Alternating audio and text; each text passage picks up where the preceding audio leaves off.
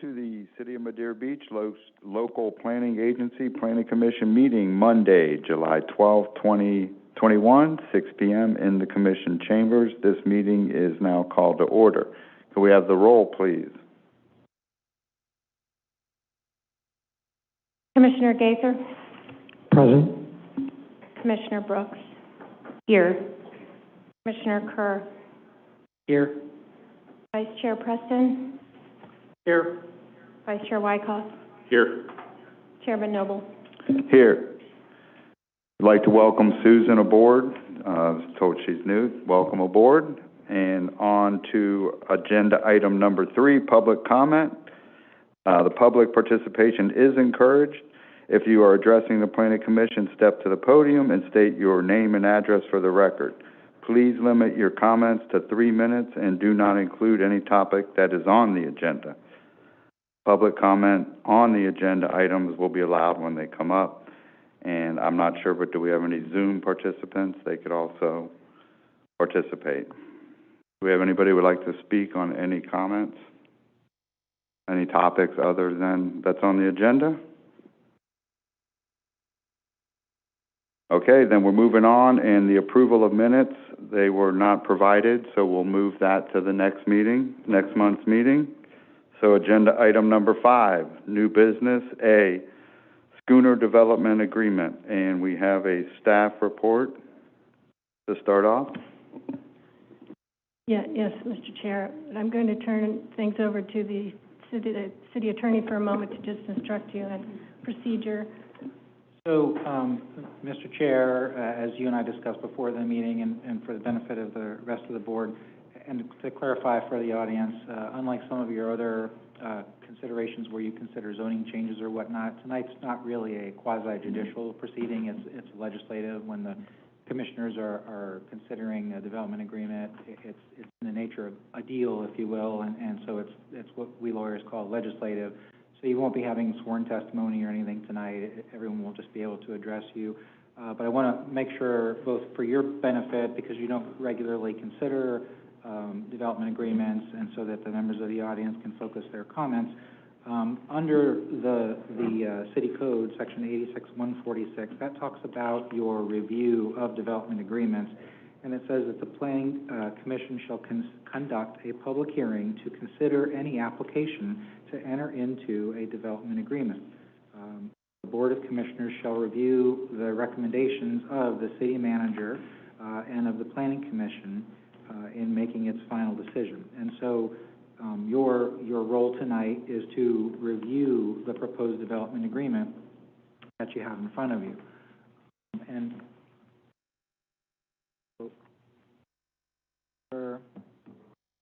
for the law, Statute 163-3231 provides a development agreement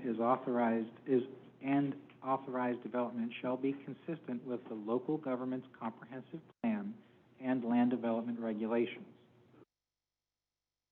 The statute 163-3227 provides for what a development agreement shall include, and one of the things that it has to include is a finding that the development permitted or proposed is consistent with the local government's comprehensive plan and land development regulations.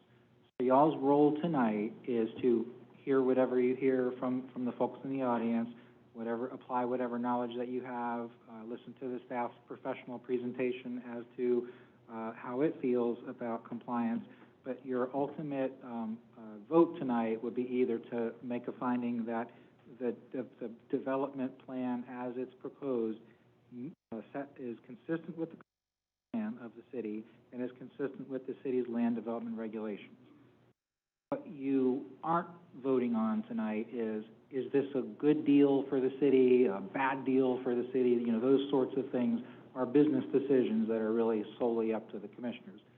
You certainly can, we've discussed this before, apart from your official duties, if you have comments that a majority of you want to make that filter in what folks have to say that aren't necessarily applicable to those, you certainly can ask staff, including your motion, in addition to these findings, which we're required to make, we ask the commissioners to consider these additional things. But in terms of what you really need to focus on It's the comp plan and what's the city's land. And what we're doing tonight, okay, then I'll hand it back over to Ms. Portel.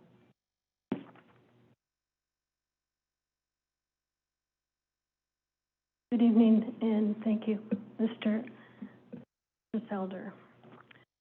I have a brief presentation, and I know that there's lots of people here who've spent a good deal of time going over the development agreement, and probably will have comments and ask lots of questions. We do have the developer and their experts and their agents here tonight, should the board have questions for them specifically, and they may want to make a presentation as well. I will start. To begin with, the Florida statute, Chapter 163, does allow for cities to enter into development agreements for the purpose of implementing more specialized planning. The idea being that you're looking for plans or doing things to encourage plans that encourage or support the comprehensive plan in its capital facilities planning, that you would ensure the provision of adequate public facilities for development, encourage efficient use of resources, reduce the economic cost of development, and provide certainty to the developer that they may get an approval. And if that's confusing, that's because it's extremely expensive to go through these processes. And before someone enters into the expenses of actually developing plans that can cost them hundreds of thousands of dollars, they want to know that at least the use is allowed in the spot.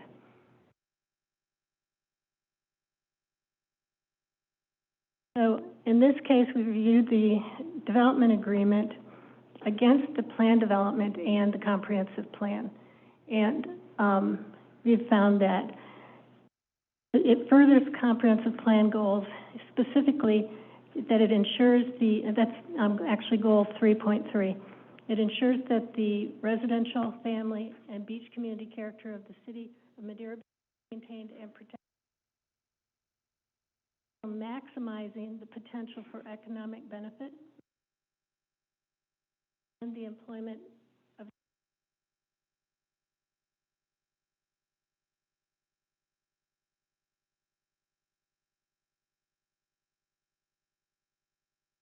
changing community values.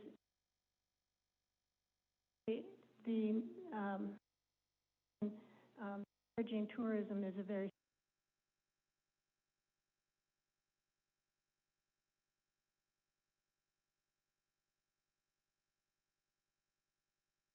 the land use in no way conflicts with minimizing the threat to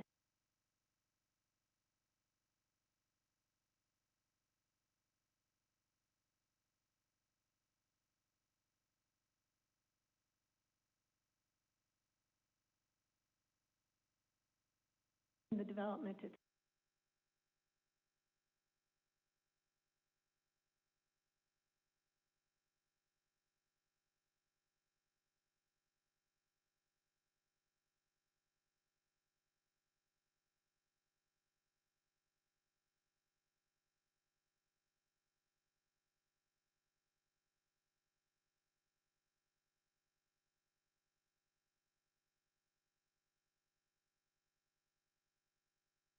out.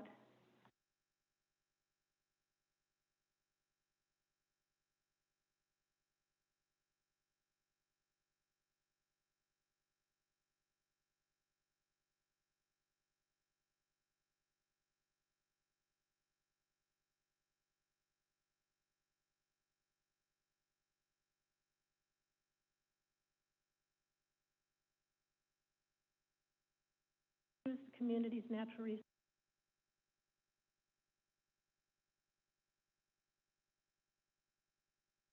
Currently is underdeveloped.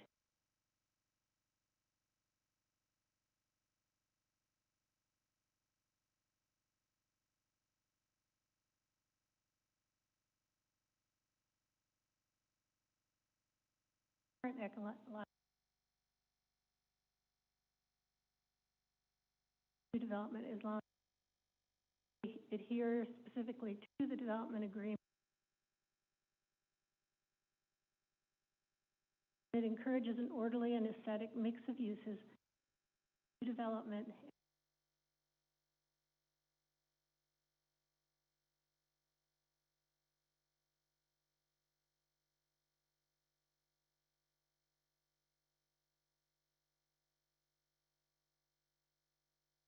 In summary, it furthers policy goals under the comprehensive planning guide, oriented growth,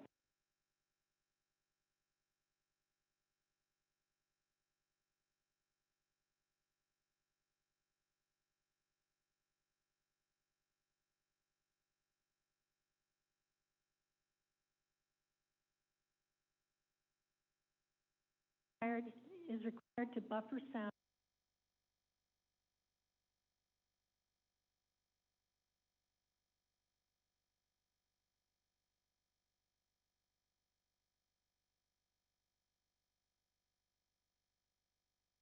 Similar use category.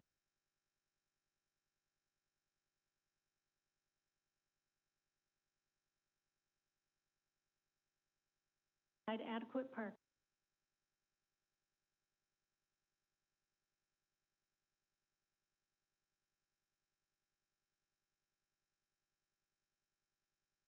That's our presentation. Questions? Thank you, Linda. Any questions?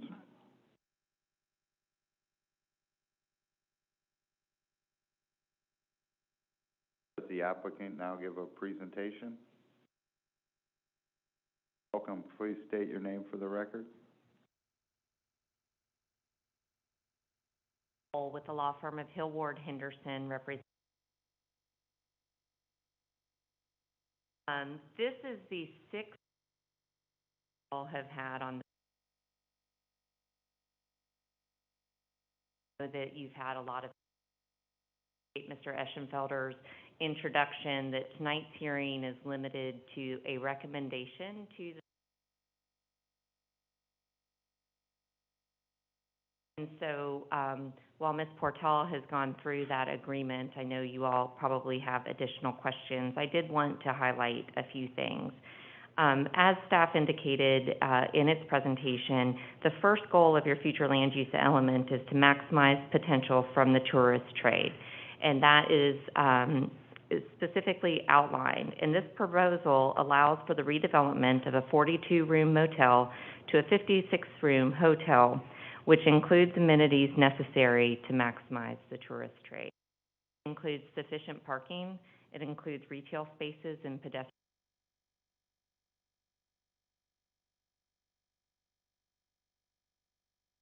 In getting involved in this project, I did inquire when there's a PD with a list of conditions, we were talking about why there might be a development agreement as well. And I wanted to highlight for you some of the reasons why a development agreement is helpful to include as a companion to this planned development ordinance that you all had previously recommended approval on and that the City Commission has also approved on first. In the recitals of the development agreement, you can see certain conditions of approval. And those conditions for the benefit of the city include a restrictive covenant with respect to noise, sidewalks along the public right-of-way that may not otherwise be required, milling and resurface the roadway on 145th and 146th Avenue to meet city construction, as well as any of the other conditions. It's important that these conditions are included in the development agreement. Unlike a city ordinance, the development agreement is a contract between the developer and the city and allows for specific enforcement mechanisms. So instead of waiting for a code enforcement process or a code action, there's a specific mechanism for the court to enforce these conditions and the city to enforce these conditions. Plans that you previously recommended approval of that were incorporated in the plan development have been changed moderately to increase the number of parking spaces to 130 spaces and decrease the retail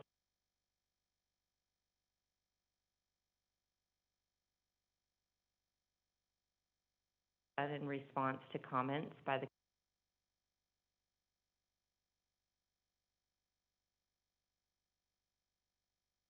those plans are would request it when you make a recommendation.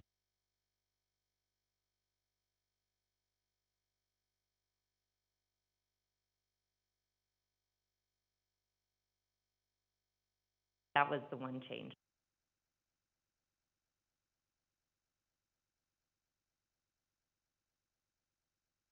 We'll make sure that they're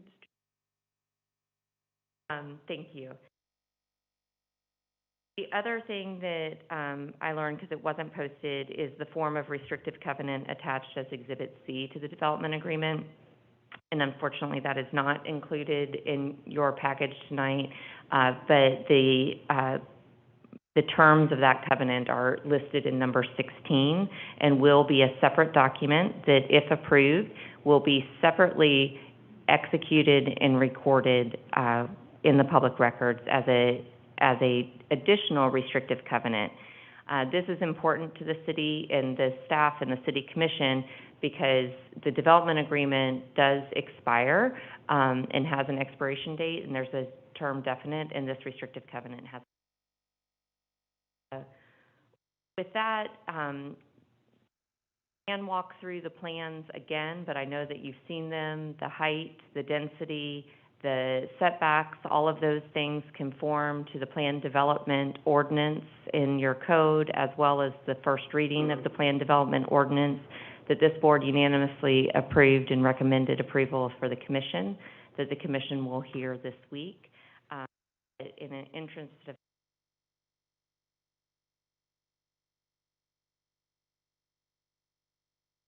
Questions? Gaither. The things, given that this is a tourist attraction, or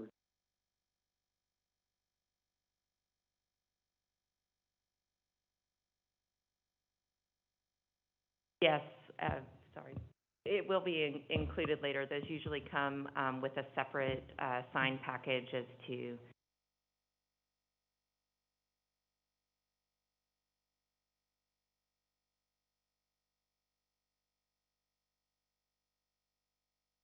What was the reduction that you were talking about on the east for the retail? The current,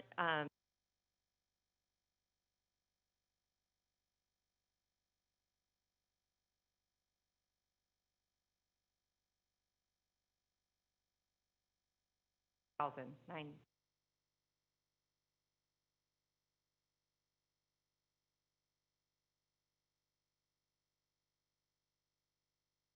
There were several questions about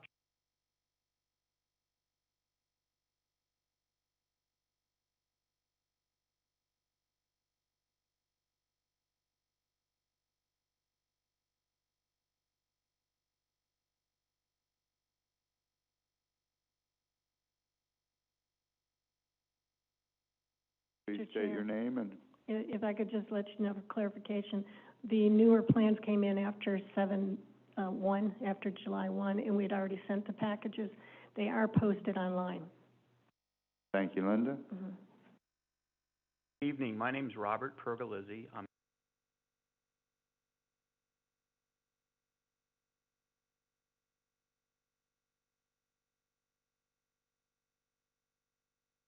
I prepared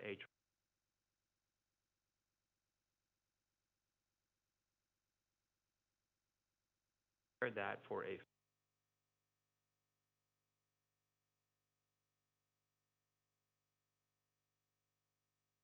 that amount of development.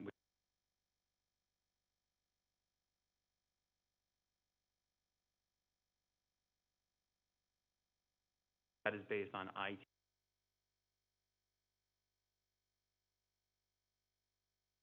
For evaluating a traffic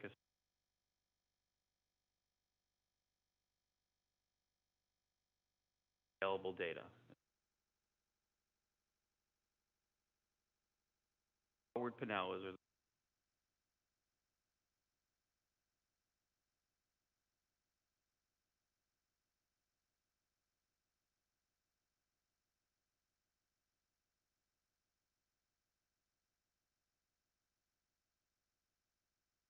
current volume to capacity.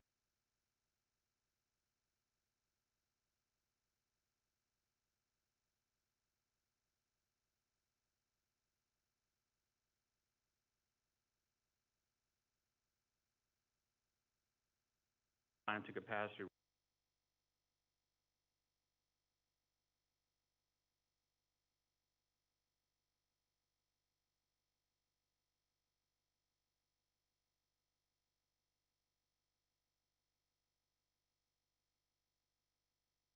Most important is the impact is minor.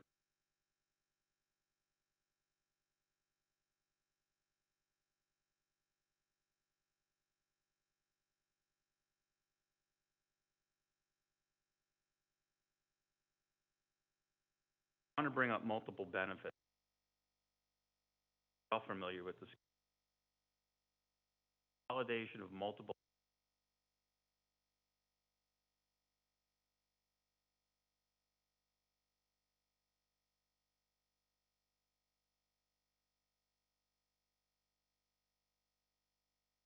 People are pulling in any direction, bringing it to one driveway. Second is it eliminates pulling in and backing out, or if they don't want to back out, they back in so they can pull out forward. That would be totally illegal.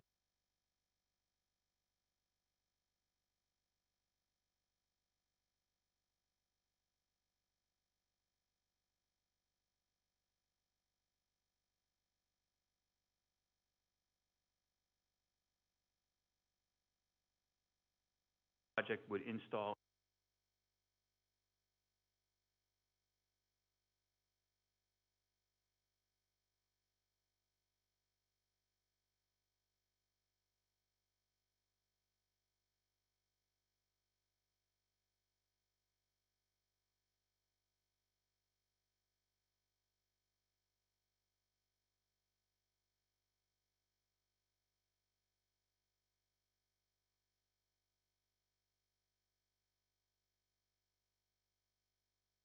Questions?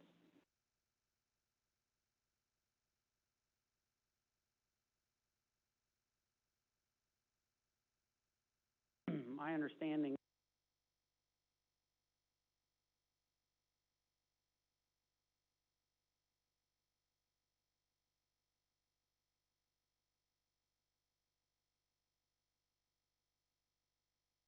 parking with retail.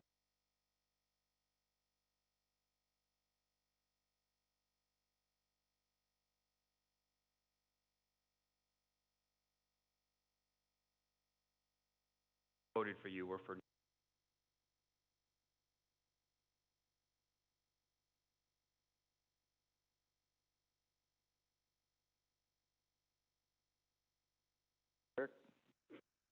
Mentioned the installation of a new crosswalk across.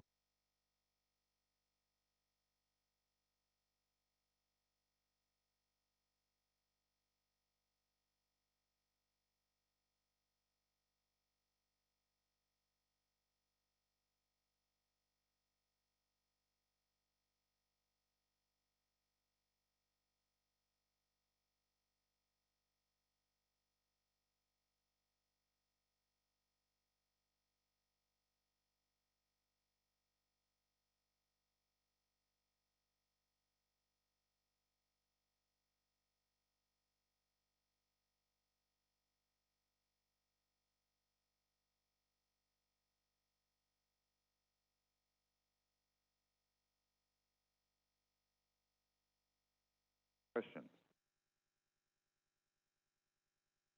Thank you, guys.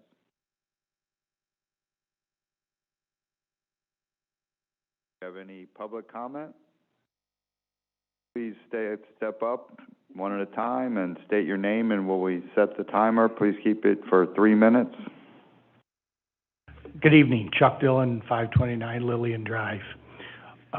Few minor questions, I guess. They talk about 42 to 56 rooms. However, one of the rooms has a 2-bedroom, 2-bath unit in it. It's 865 square feet. So I don't know that they're really changing it from 42 to 56 rooms.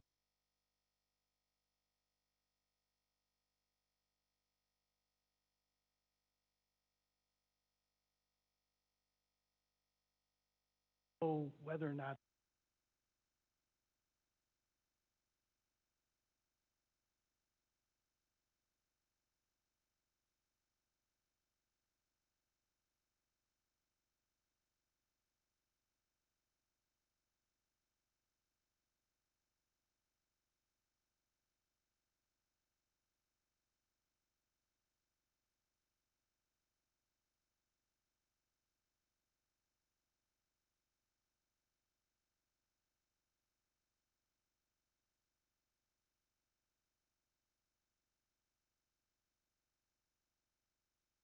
Where's it gonna stop?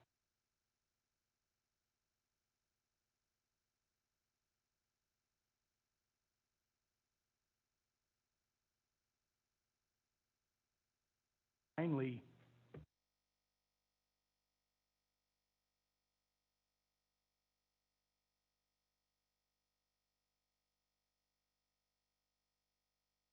board, no, they raised it. It was originally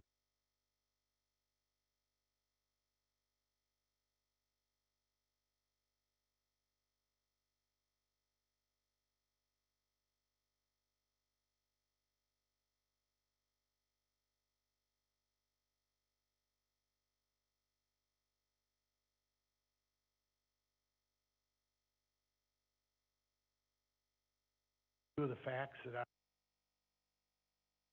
was whether or not I was gonna.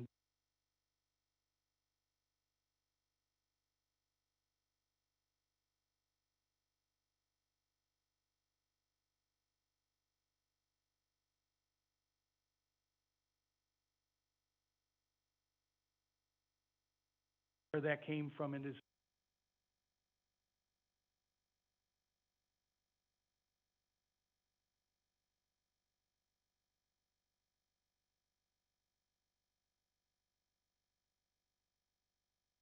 Mr. Chair, during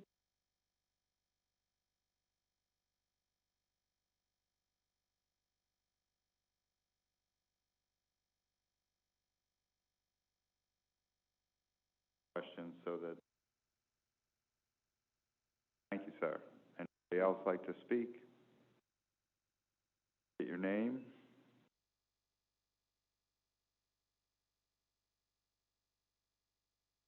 40 years.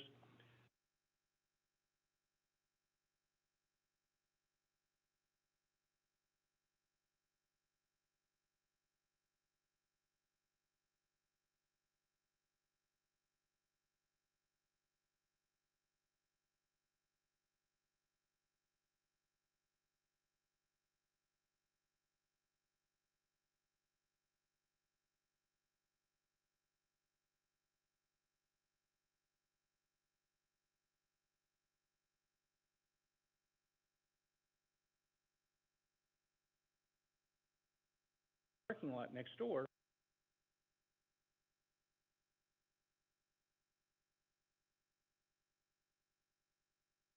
Side streets there with 140 roadway there.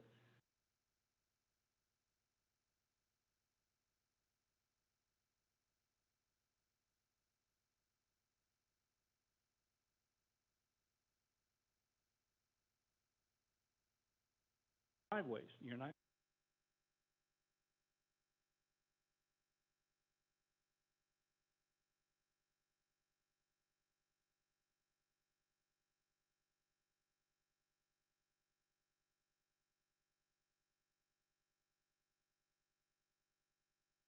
The other thing is with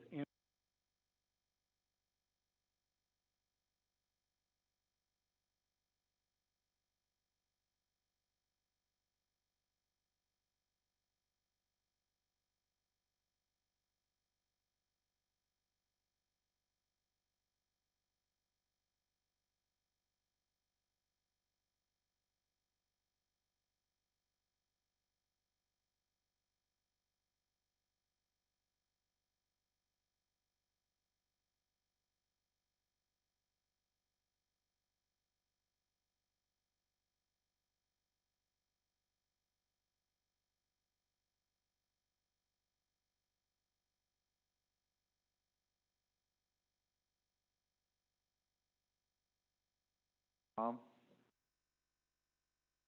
Anybody else like to speak?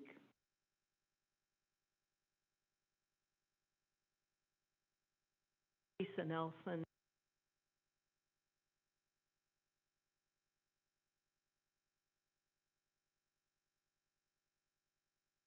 I'm going to try to ad-lib a little bit because I'm a titch over 3 minutes. A lot of my concerns that I want to make you aware of really have to do with public input. Plan developments make it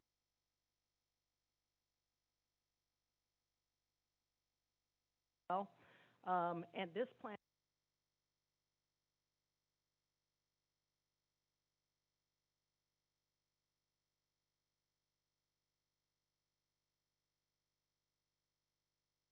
have been further,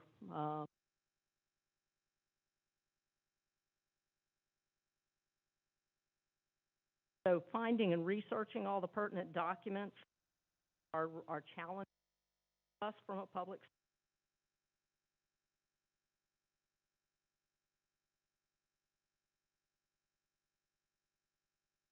test. And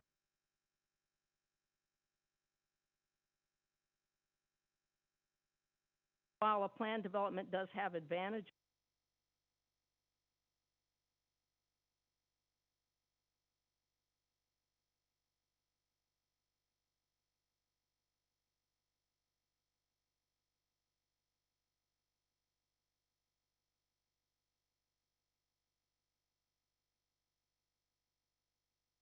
the PD provides a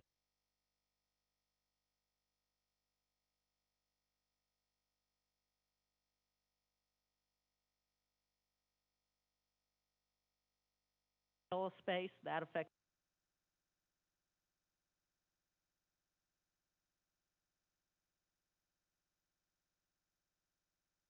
However, in a second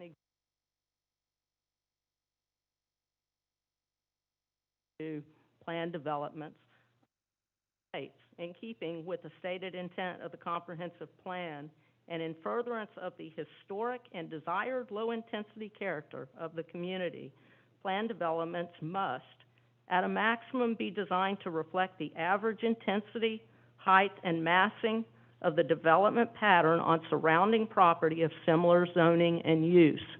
And I think what we're doing is we're playing a lot of games relative to trying to figure out which of the surrounding structures are included in the term surrounding and zone and use. I encourage you to go research for yourself, or perhaps walk on the beach and look at the building heights. I think it's fairly apparent. So I do think that we would have agreement that 9 stories is several stories above the average, no matter whose set of data you use. So there are some provisions to allow additional stories if they provide a civic or community enhancement. And I will tell you, there are more than 24 restaurants already in this area, so I'm not sure a restaurant or another bar qualifies relative to those increased number. Thank you. And I know I'm at my limit, so I hear the gong.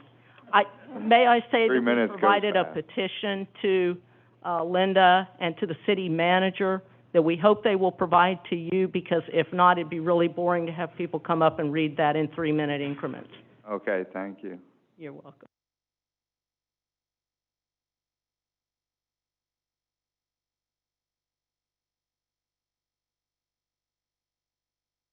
Might talk kind of quickly because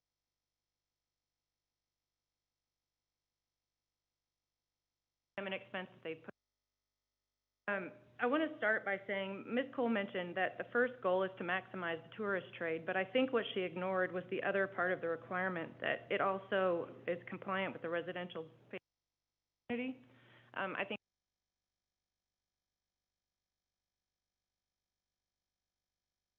I have 2 sort of big picture items to talk about. One is the noise.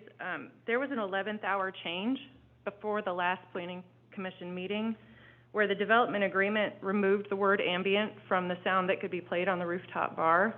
There was no notice. There was just a new development agreement if you clicked the exact same link. That changes significantly the noise that can be on the rooftop bar, and my understanding is that because the developer wants to play live music. I don't know that blasting live music from a rooftop bar is consistent with the character of our community. On the development agreement itself, I have a list of comments that I'm going to go through quickly. I do think that you need to consider the fact that the agreement is not complete as presented. The Exhibit C, as Ms. Cole mentioned, is not attached. Restrictive covenants can be extraordinarily detailed. I've seen them up to 100.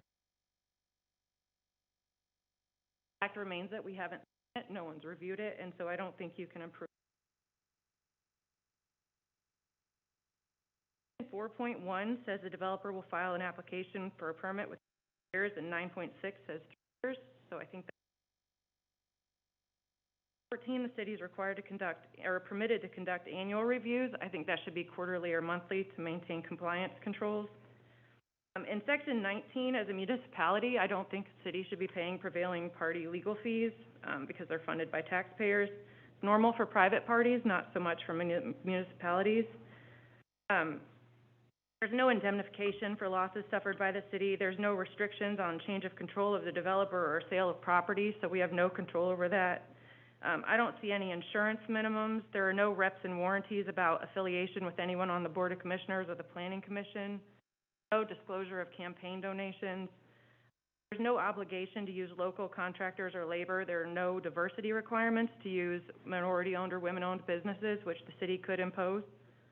We don't really have any remedies if the developer goes under. I think at a minimum, we should be permitted to revoke the PD, or it should automatically. Either party is entitled to money damages, so really there's no protection for the city if something goes wrong. Even if you can enforce the development agreement in a court, there's nothing that you can get for it. And again, there's a reference multiple places to a 160-patron restaurant in the PD ordinance, and it's inconsistent with the failure to require parking for a 160-person restaurant. On the one hand, I guess my time's up. I will just say, on the one hand, we're being told that there's a public benefit to a restaurant. On the other hand, we're being told that it's really only for the hotel guests. And lastly, I just want to say, I'm not anti-development. I'm actually really excited about redeveloping this project. I just think it needs. All for your time. Smith, thank you. Anybody else like to make a comment?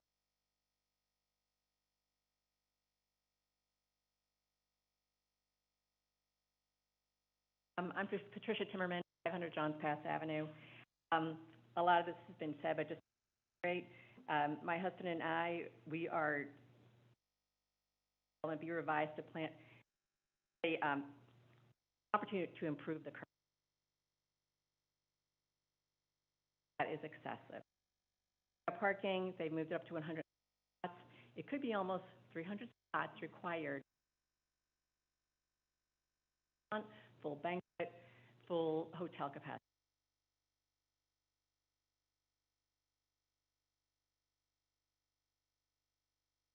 Benefit that goes to general.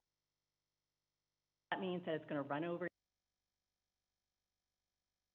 on 140th Street.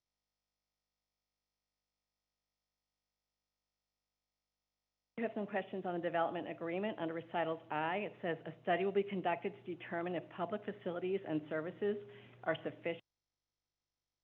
No validation by a government entity or private entity to ensure that the services are.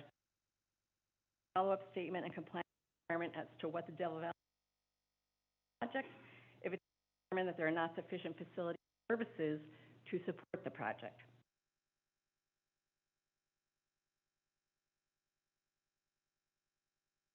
Current agreement, number 14, already cited, but it states to the city. Again, this is too long a time period. The question I would have that's extra is, where is the plan for the city? As a list of inspections. If you're only working with. Finally, coastal construction needs to be more closely monitored by planning commissions. The increase in traffic environment created by development. I'm not opposed to schooner redevelopment. Opportunity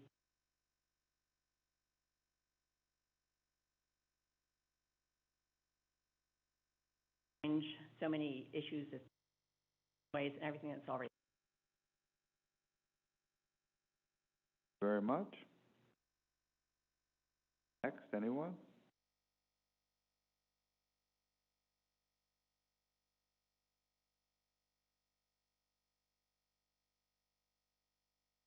Protected address. When looking at this,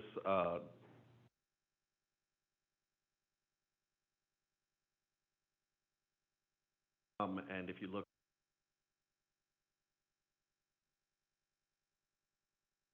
at the Cambria, with a third floor bar as well as an outdoor area, massive rooftop.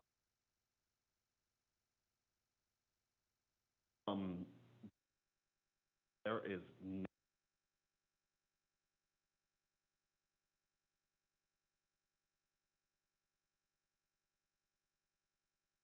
outside guests. The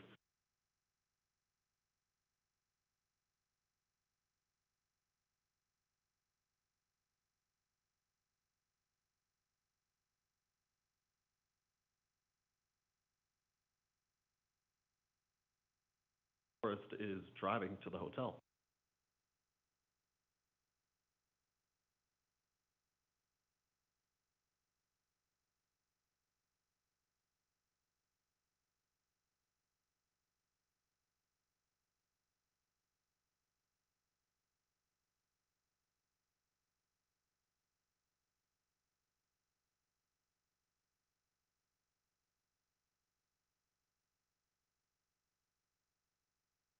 Thank you. Anybody else?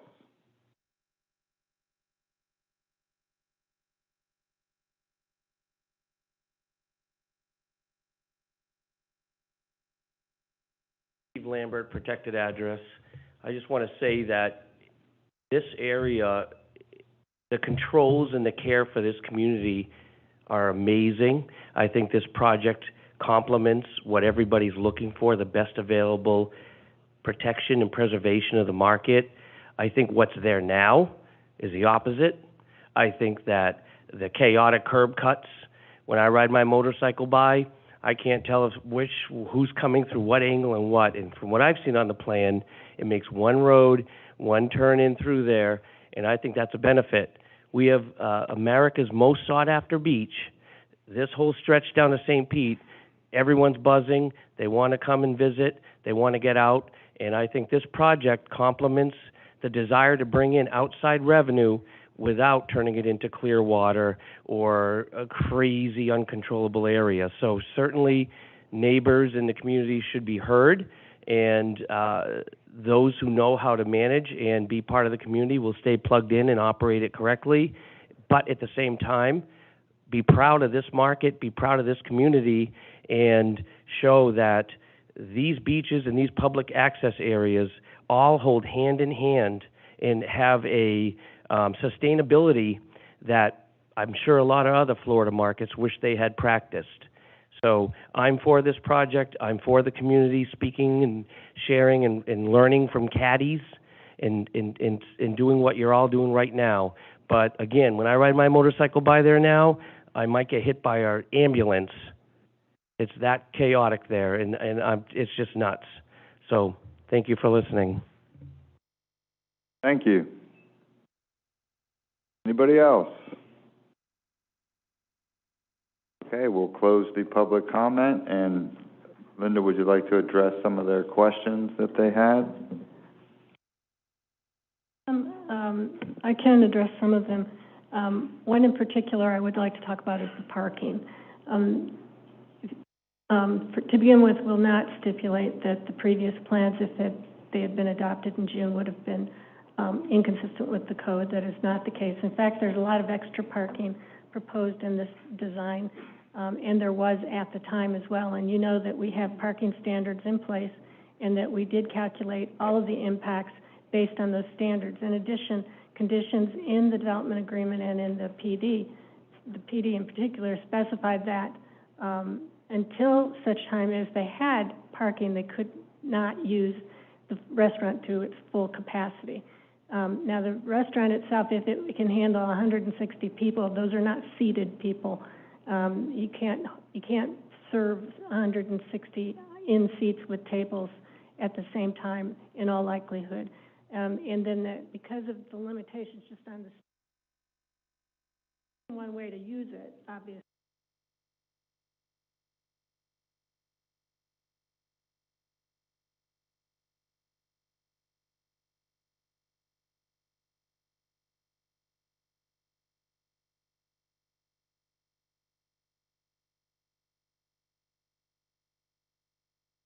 I think this is really important, much as a 40% extra. I highly recommend that you do not require somebody to have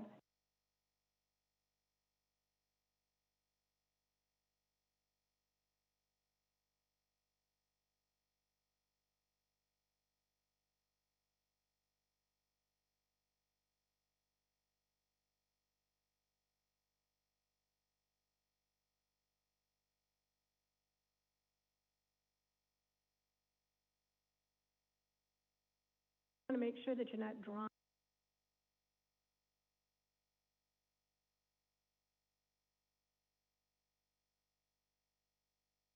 Go back and amend those standards.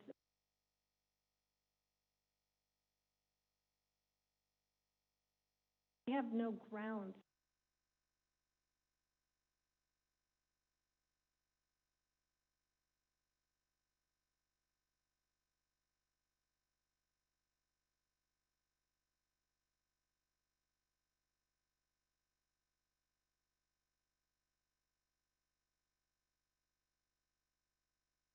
Issues that were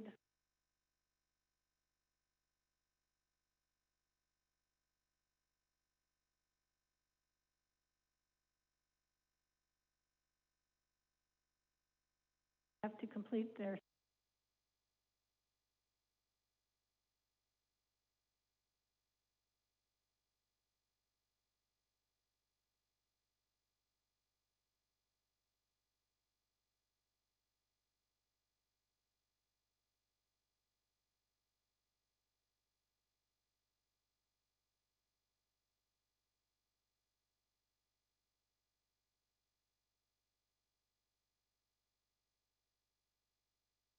it's not a complete. We need to make sure when they get us some.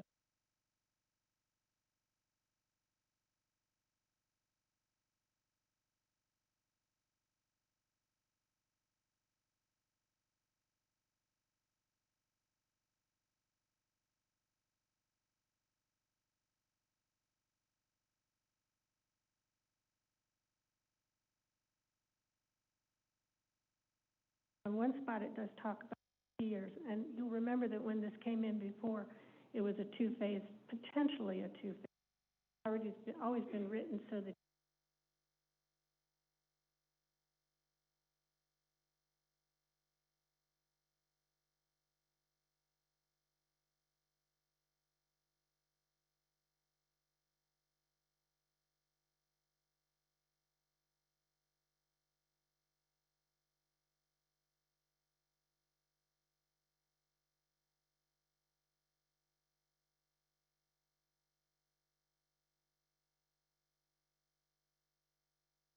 in regards to the city doing annual review of the PD and its documents. And boy, we haven't changed code. The reason it's set as annual is the building code changes substantially. And you would have to go back.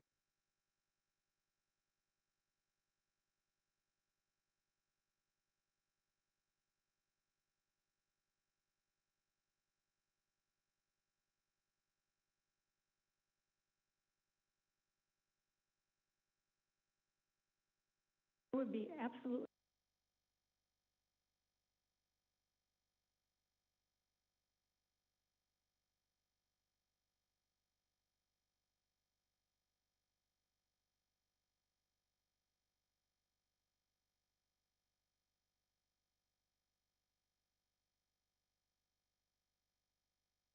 Plans, and they were just we do because, for instance, we're already constructing.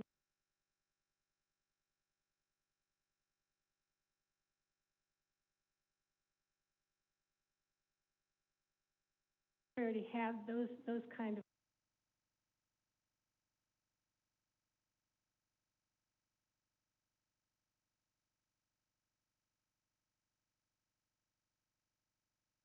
Studies.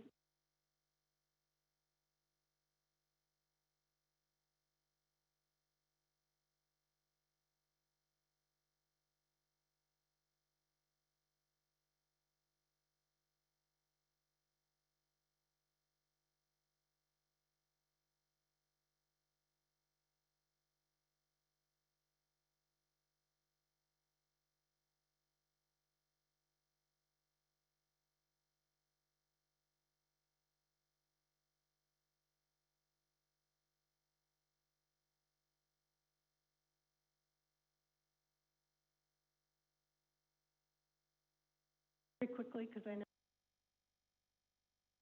they're really more of a.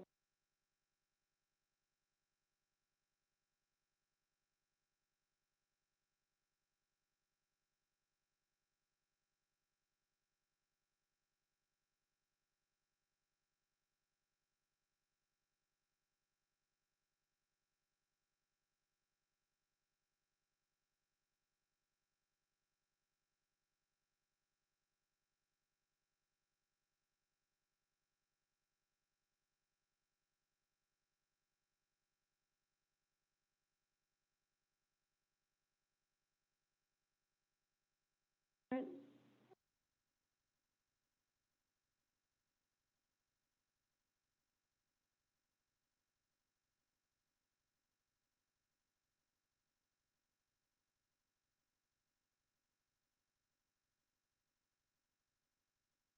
Images of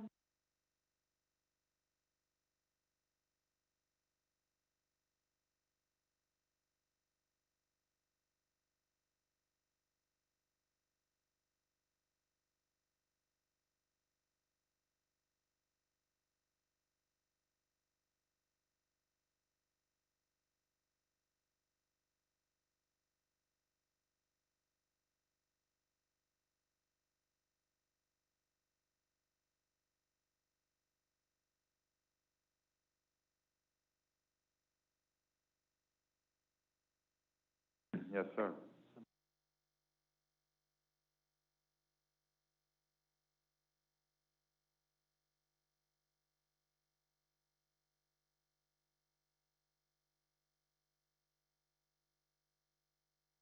The specific language development agreement.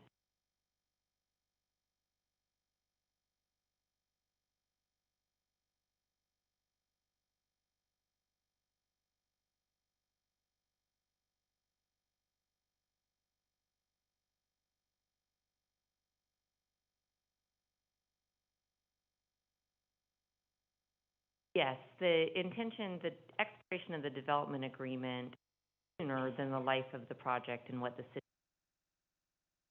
there's two specified obligations that would be in the public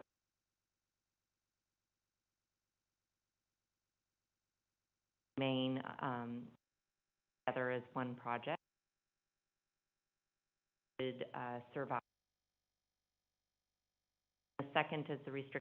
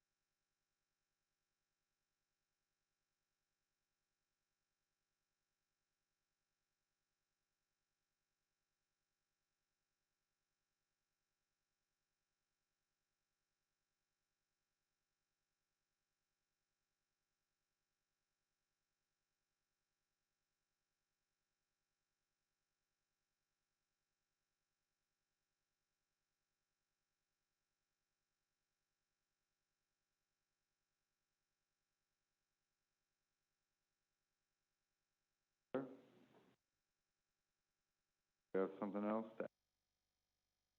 I do want to say that it was referenced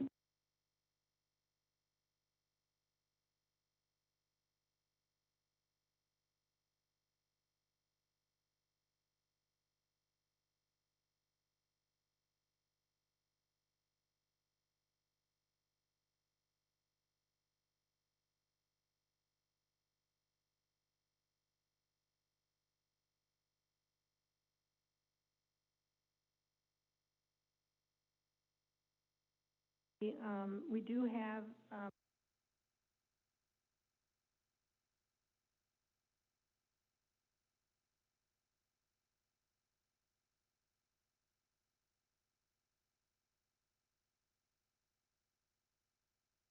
most of the issues actually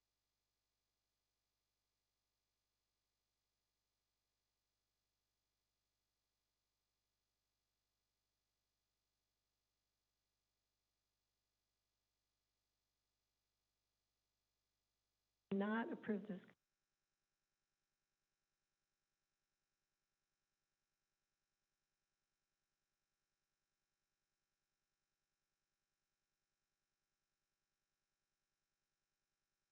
height. Height is not compliant with Madeira Beach 10-386 plan development. It exceeds the surrounding property and does any of the criteria for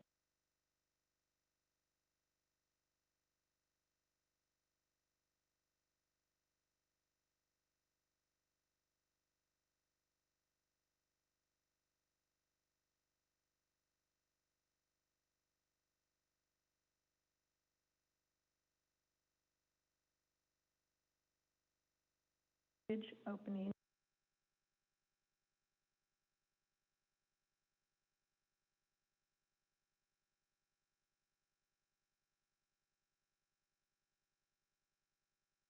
In addition, the developer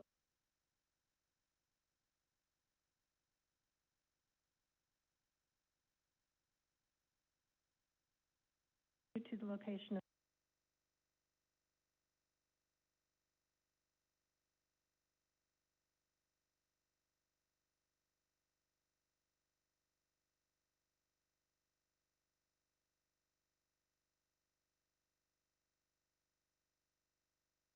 that changed the bridge, the number of parking spaces into compliance with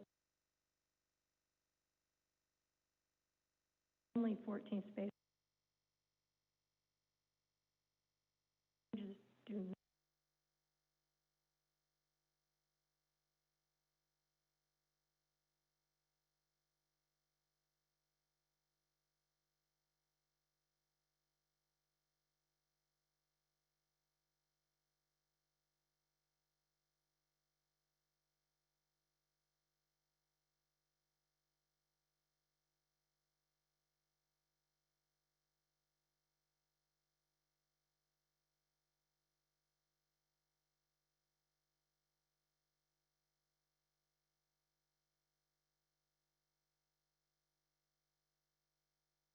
the DA not above ambient to minimize impacts on wildlife in the avenue.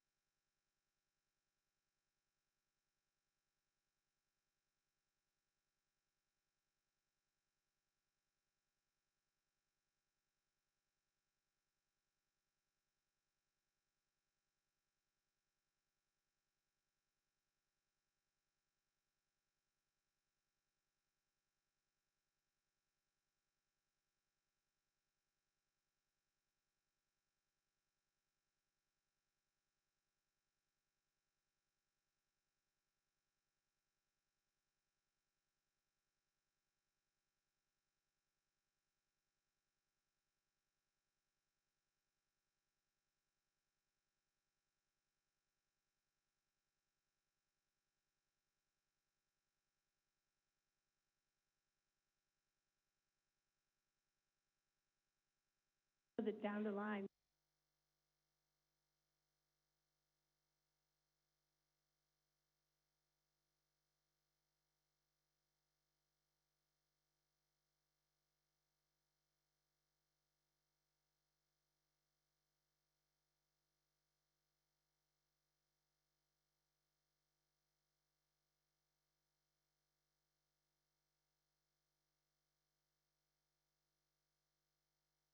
we'd have to get through.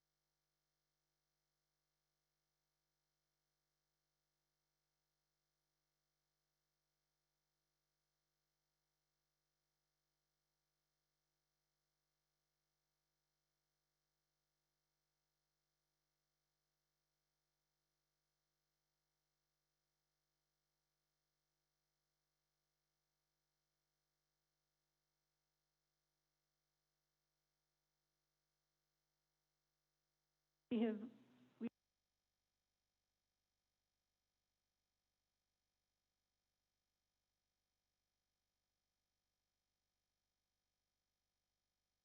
to,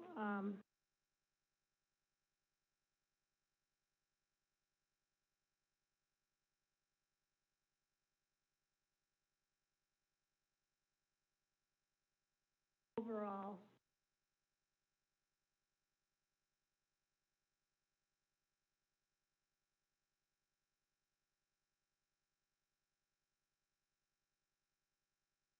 it's a problem throughout.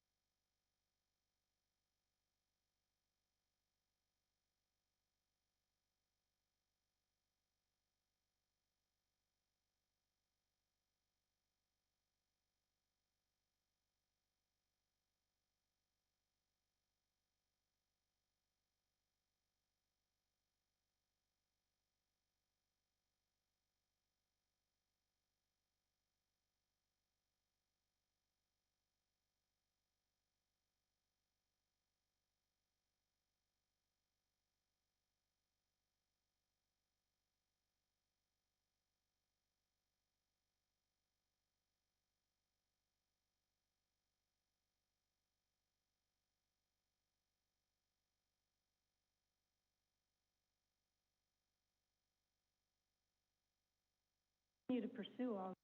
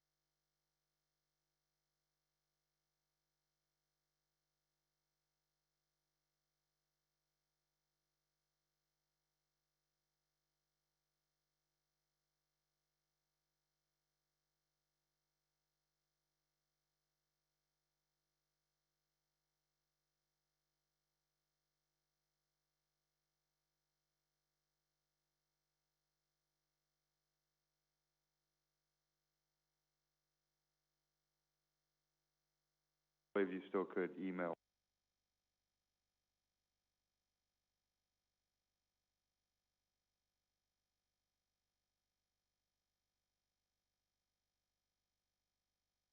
I want to make a point that I know that the board will, do something tonight.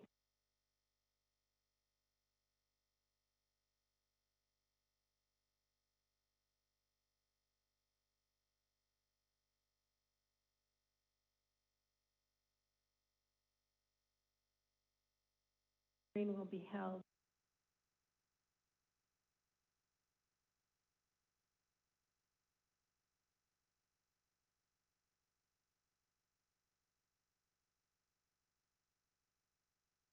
I always like to point out that we are appointed and they are elected.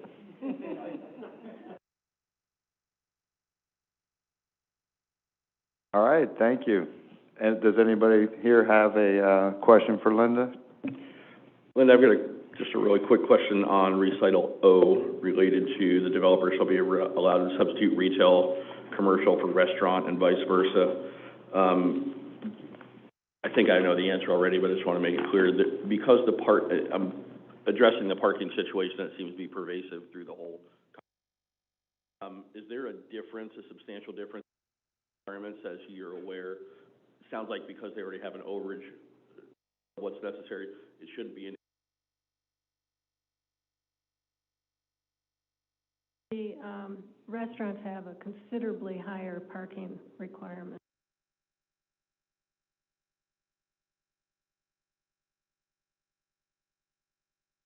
So I guess the concern that I would express on behalf of citizens who have brought forward the parking concern is that if they could take commercial space and make it, if they could take retail and make it restaurant, that may have an impact on the parking. But if we were to actually do that, if they were to actually do that, is there still enough parking? Yes, there's enough parking given what they're proposing at this point, or they would not be allowed to do it.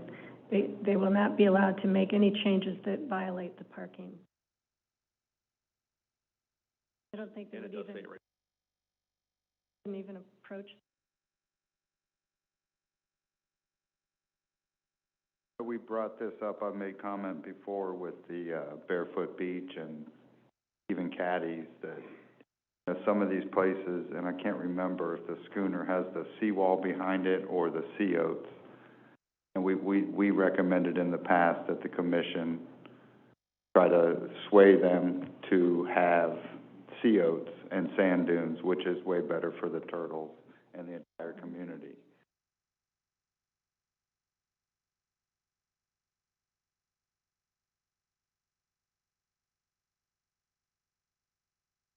Not have sea oats.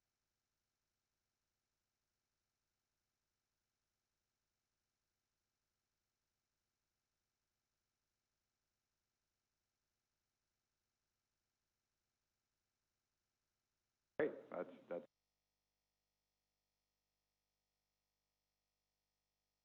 Right, that's what happened at the. At the, yeah, at the, there are Yes. a lot. We do have, copies of the updated.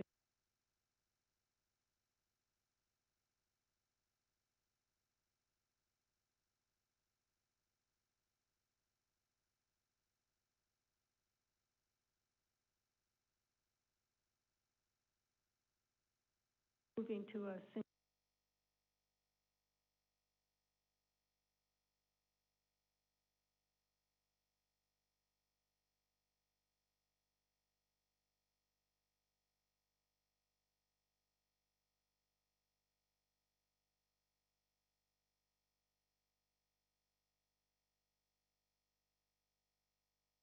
Well, finding that the plan development is consistent with the city's comprehensive plan and the land development regulations, subject to the conditions that are noted in the development agreement, I would like to make the motion that the Planning Commission recommend approval of the development agreement, subject to the following amendments.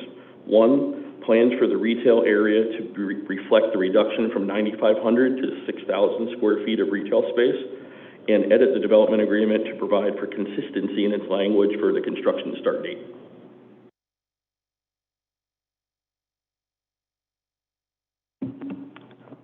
Can we get a second? I'll second that. Thank you. And then we will vote. Vice Chair Wyckoff, Yes. Commissioner Brooks, Yes. Commissioner Gaither, Yes. Commissioner Kerr, Yes.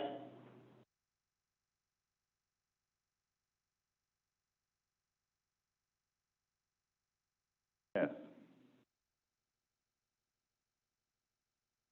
Everybody? We're moving on to new business, agenda item B. Ordinance 2021-06, proposed amendment to the City of Madeira Beach Code of Ordinances, Chapter 94, floodplain management. Does the city have a presentation or something to? oh, of course. Thank you. Something to get the ball rolling. As you know, we've been talking about the highly anticipated changes to the flood maps, for 4 years now. Being told that each summer they were gonna get adopted. Well, this is the summer that happens. And as of August 24th, the federal government will officially make those maps permanent. Those are the maps that adjust the flood levels based on data that FEMA had been collecting between 2008 and 2012. And it adds a level of review because it adds a new district. It adds a coastal A zone. And that's areas along the beach in some cases, but primarily along the bay, Tampa, or the Boca Ciega Bay, that are areas where you can expect wave run-up. In the past, they only did waves off of beaches. They didn't have enough data and LIDAR to know what to expect, but they analyzed over 300 storms of various types to see what they thought the wave run-up would be. So that the distance of that low to moderate wave run-up is what's reflected in the coastal A zone. And the difference that will have for us, or anybody on the coast, anywhere, is that coastal A zones will be treated as if they were V zones for residential properties. So no more fully enclosed first floors. You can enclose them, but there will be seams, open seams. They have to be collapsible, breakaway walls, right, walls. And we would be able to enclose areas on the ground if they are completely flood-proofed in commercial areas, which is good. Because there are lots of areas.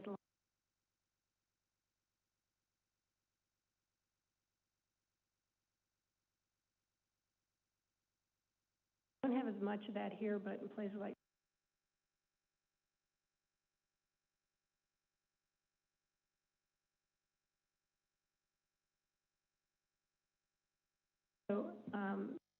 what we've proposed is new maps.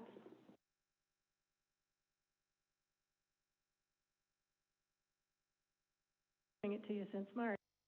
The county step.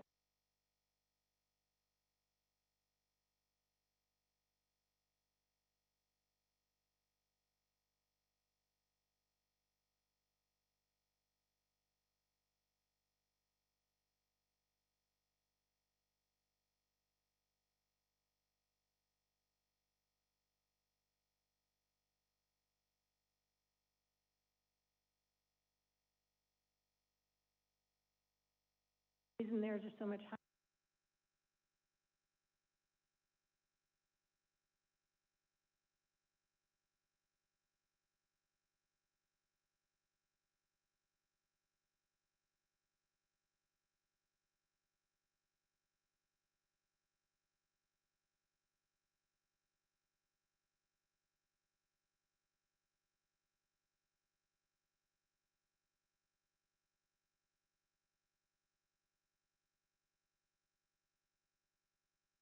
Be sure I don't get to make those final decisions, but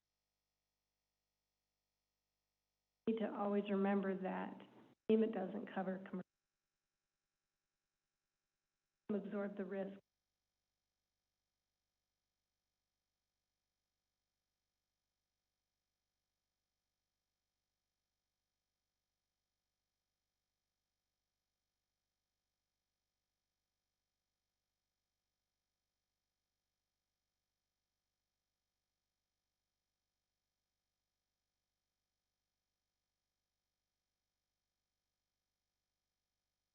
Some of them,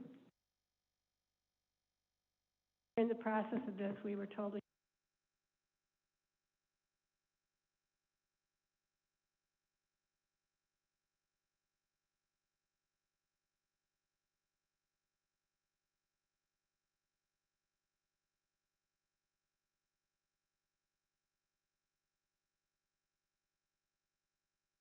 anything in writing anywhere stating that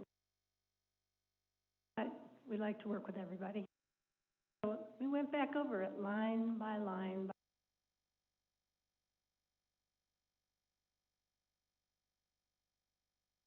Little tweaks and changes that maybe don't make any sense to you. For instance,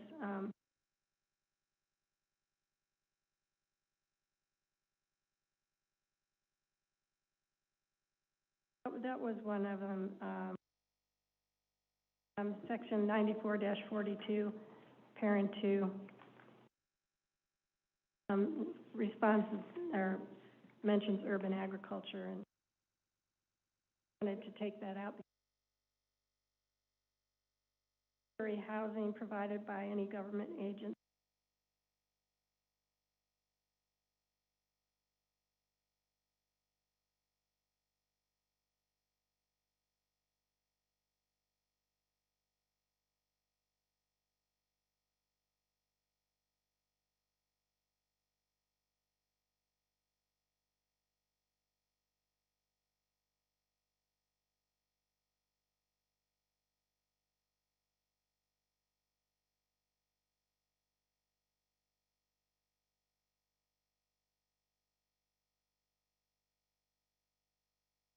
In here is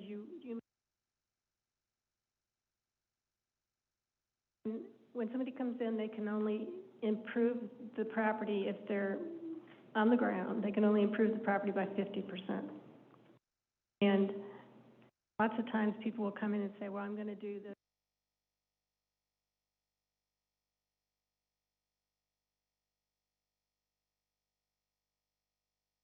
Whatever the amount is has to be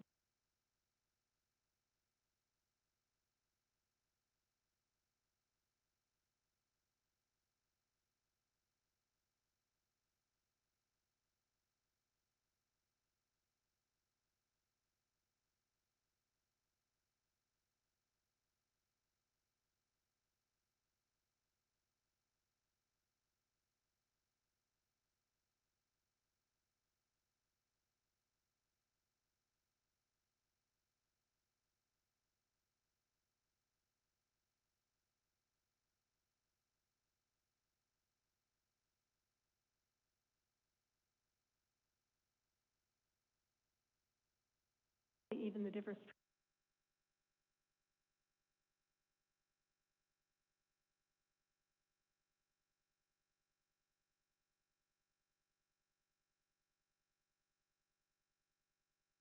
Annually change that.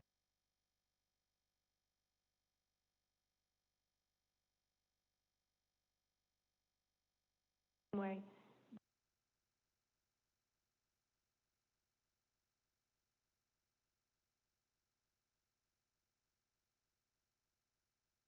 And this is the big one. The next page is under site plans and construction housing. And the reason for that is that's what people are coming in at anyway.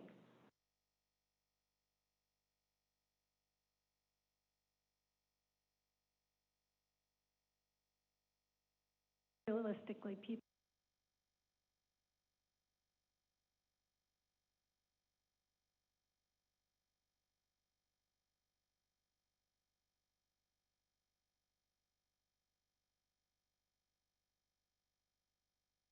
get close.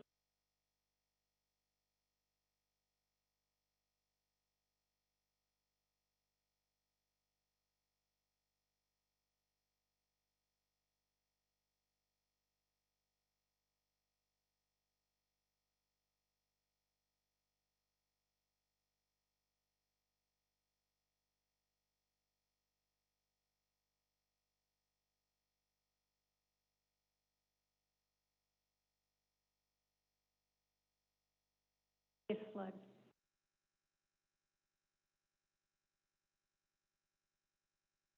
So it's, what it is each property has a base flood level, 100-year flood. Right.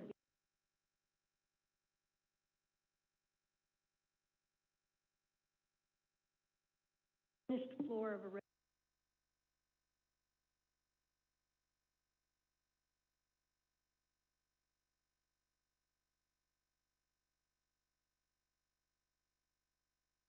housing is going to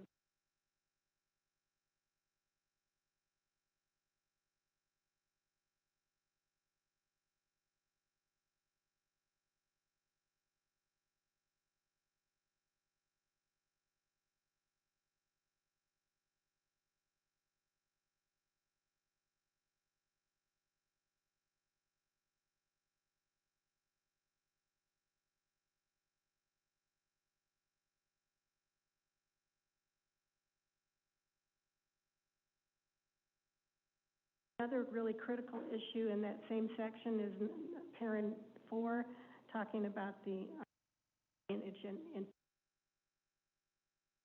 basically and mostly no fill.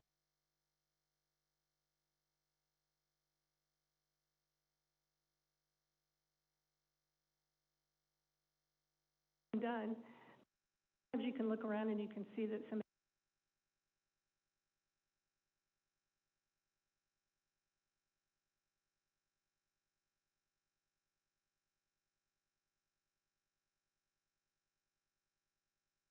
unless everybody goes, it's one eye.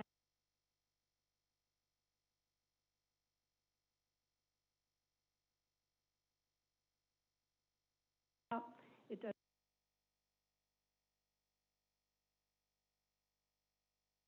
So we have to very carefully figure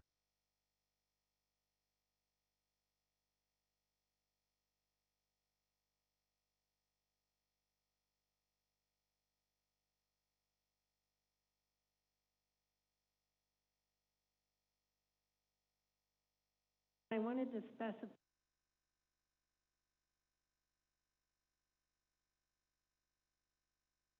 the placement of fill is proposed.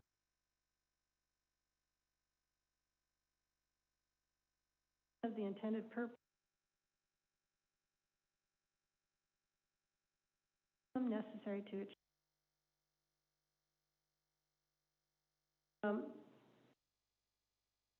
What's an accepted and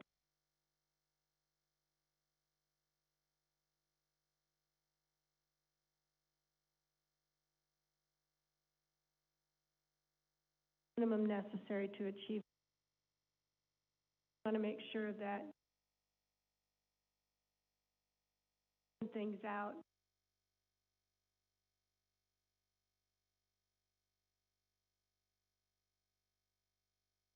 Move dirt from one place.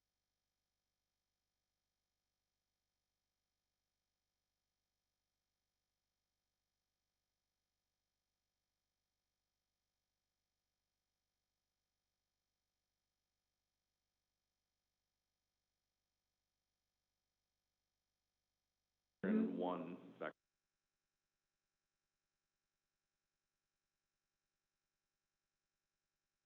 Codes to allow for the maximum. So that's to be something we have to, expanded. we're going to have to bring that back in another section of the code. It's not in here. That's actually not even done now, which is a problem because we have height being measured from the base flood instead of from the freeboard. And so every time we raise the freeboard, we make the houses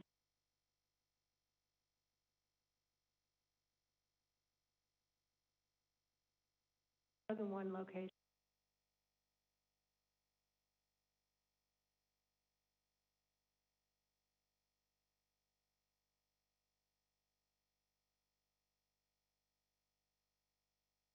Right. overall height Yeah. based on FE plus the freeboard Yes, instead I of intended to just bring that the back. height?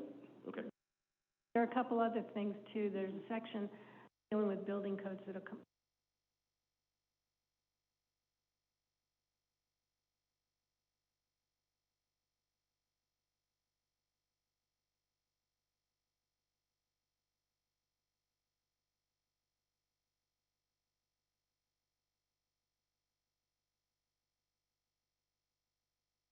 Proposals going in a part at a time. We're in this,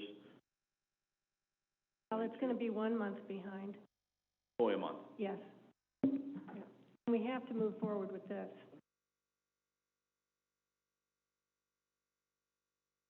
And if you're aware of other things, by Well, all I just means, know with all bring the it development forward. going on, all the changes and additions, Right. and, you know, people are doing what they're Right. doing, and the tearing down and rebuilding, whatever, you know, that could cause people angst trying to get permits. Definitely, you know, Because now they've got 35 feet above base flood elevation, but it doesn't allow for the 4 feet of freeboard. Right. And now, so they've really got 31 feet. And we have actually been working with people who have had things ready to go and are just holding, waiting for these changes to be put in place. In a lot of cases, the maps actually lowered people's base flood elevation. And so their use of the property, or took some people out of V zones, so they were able to come back and make some improvements they've never been able to do before. So, they're just holding.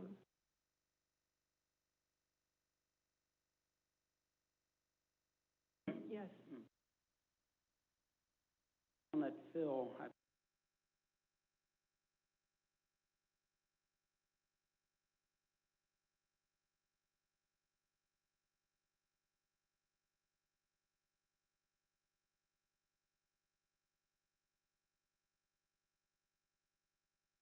where 18 inches came from, why that is out on Bay Point where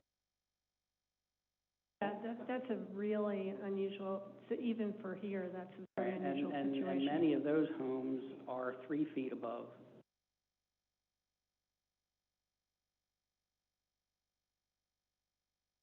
We need to come back with a.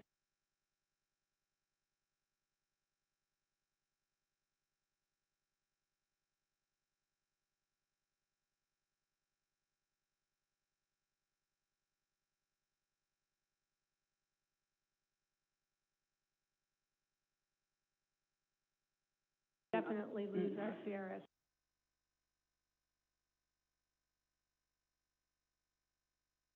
I would, county is saying it's much worse than what FEMA is saying.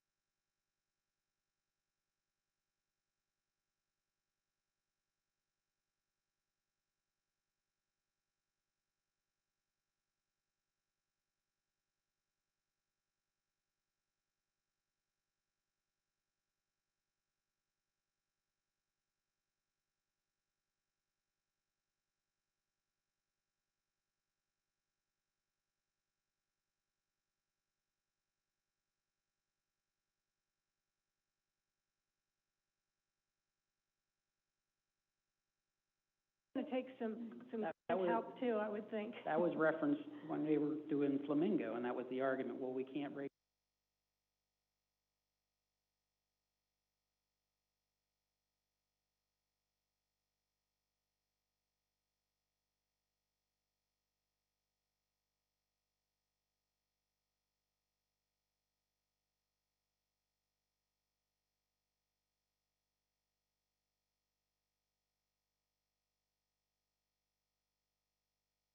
to,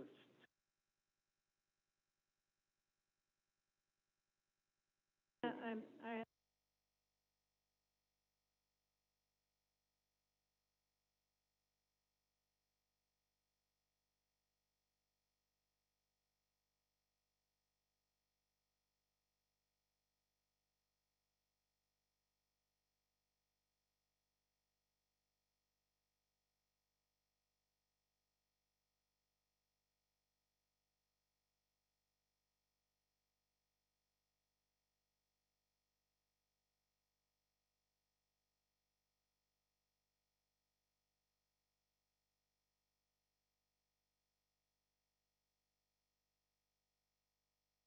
not abandon.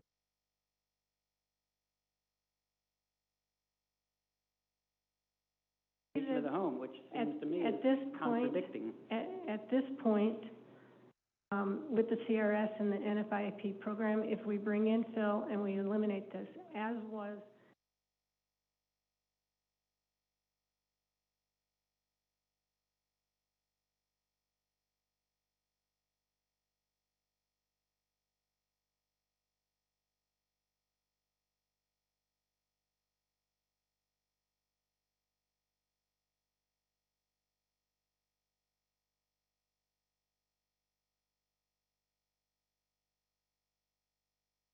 allowing fill up to 18.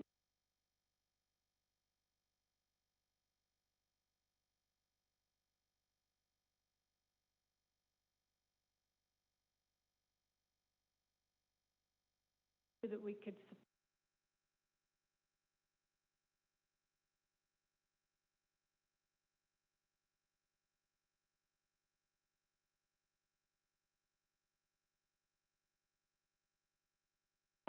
the, measure that 18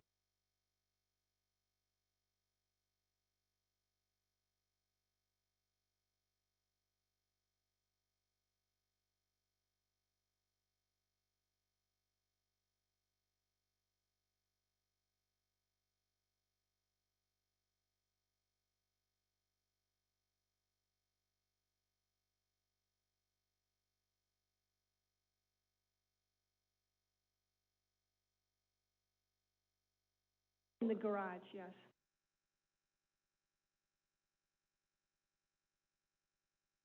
Questions for Linda?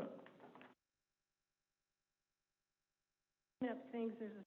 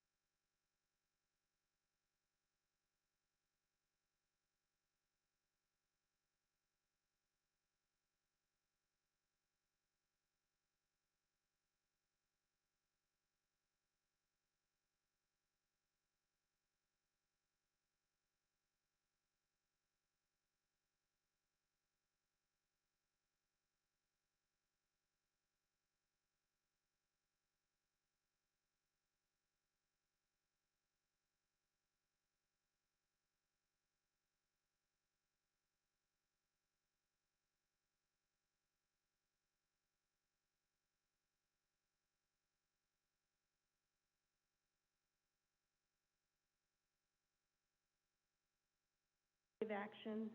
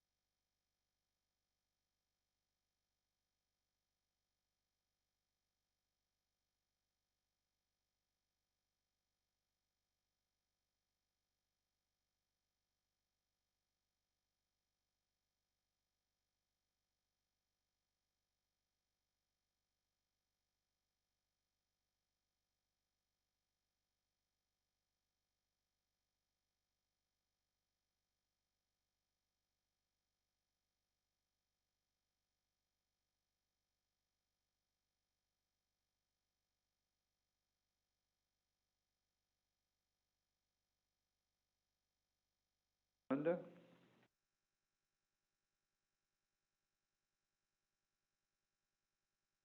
Comment?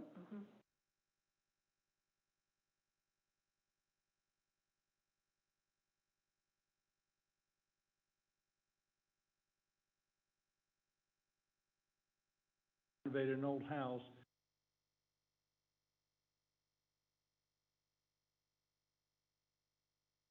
Before about, well, if you finish one phase, you're gonna have to wait a whole year before you. That address this or not? Was we never, that's a death sentence. We don't allow phasing, and the reason for that is that they see that they review the plans, they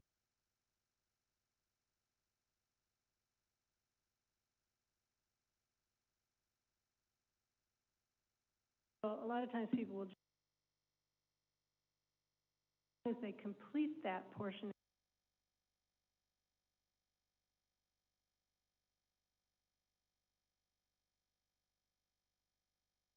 Waiting for a year. there is a standard 12 months. You have to wait 1 year from the last.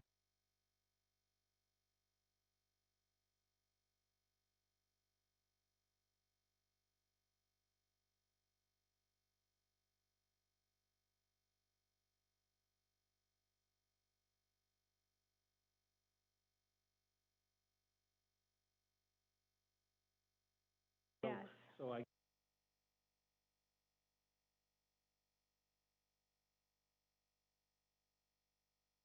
Thank you, sir.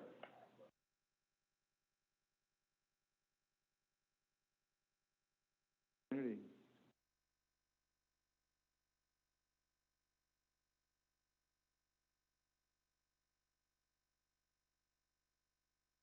So, do we have some?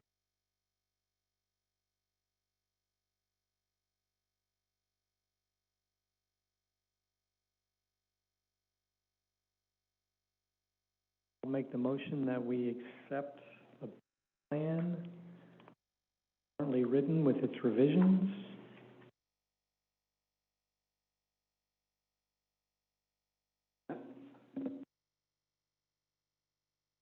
You have to add in you have to have the chapter 94 in there. That motion good the way you said it? That would help, yeah. Specify which chapter.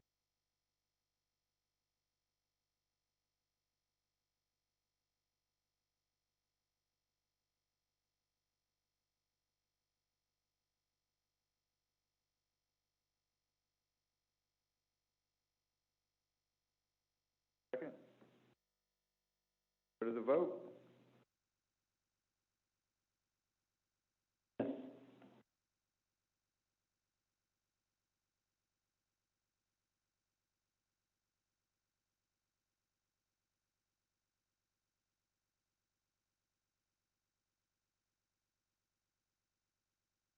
Yes.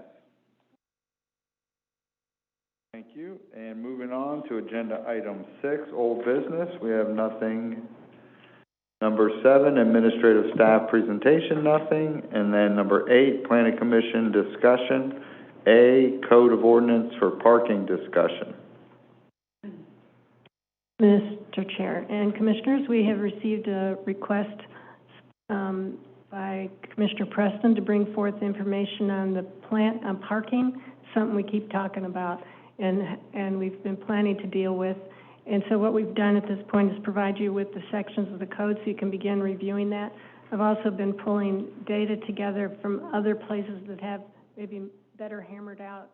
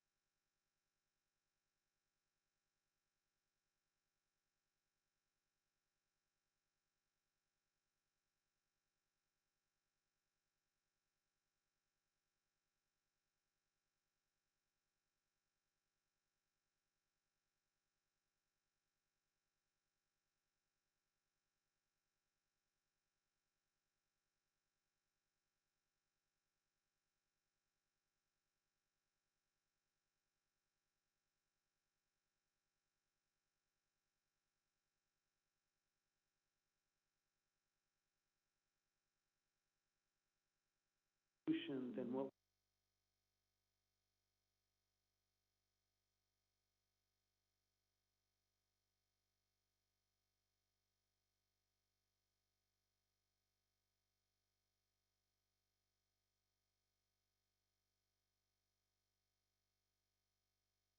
that's the reason I brought Our parking codes already include that because they are based on industry standards. Like for the certain number of seating, it's expected that you would have X number of staff. That's true. They did initially require, or include that, but our standards are really old. They've been in place a long time, so it's definitely worth looking at.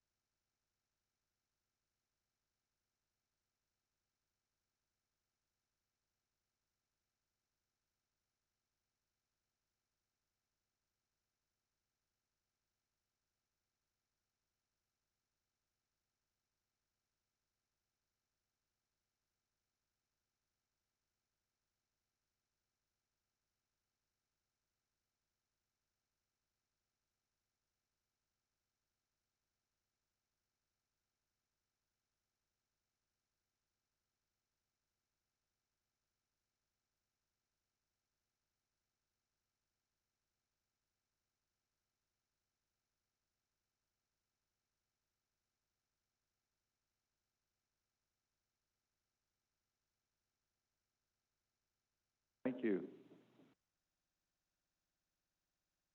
Anything else?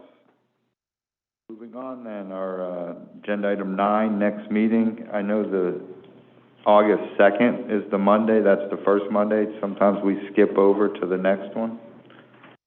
Well, we do that at Memorial Day and Labor Day, so September may be adjusted a little bit. August should be fine. So August 2nd would be our next meeting? Yes, I think we're still on track for that. Yes. Okay, August 2nd at 6 p.m. Information materials, there's nothing under that. And then number 11, this meeting is adjourned. Thank you.